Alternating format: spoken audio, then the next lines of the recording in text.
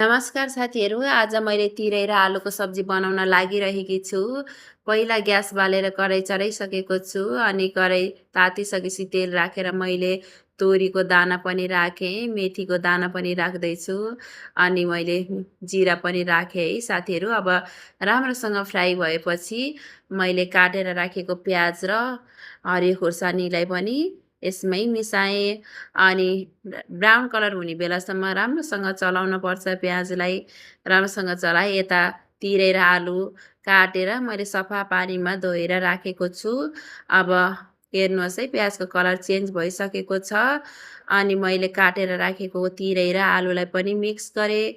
अब एकछिनमा बेसार पनि राखेँ। अब बेसार राखिसकेपछि मैले टमाटर पनि काटेर राखेको छु 2 वटा ग्रेभीको लागि। हेर्नुहोस् है, अब म टमाटर पनि राख्न जाँदैछु।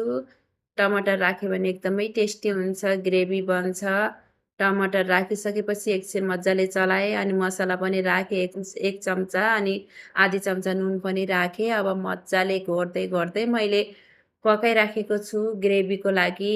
एकदमै मिक्स गर्नुपर्छ, एकदमै राम्रो हुन्छ। हेर्नुहोस् है, कलर कति राम्रो देखिरहेको छ। हेर्नुहोस् है साथीहरू, अब ढाक्दै पकाउँदै गर्नुपर्छ।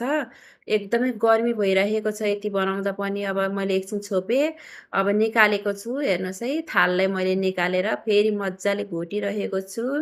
हजुरहरूलाई मैले बनाएको तिरै र आलुको सब्जी कस्तो लागेको छ साथीहरू? भिडियो मन परेमा लाइक, कमेन्ट, सेयर गरिदिनु होला है।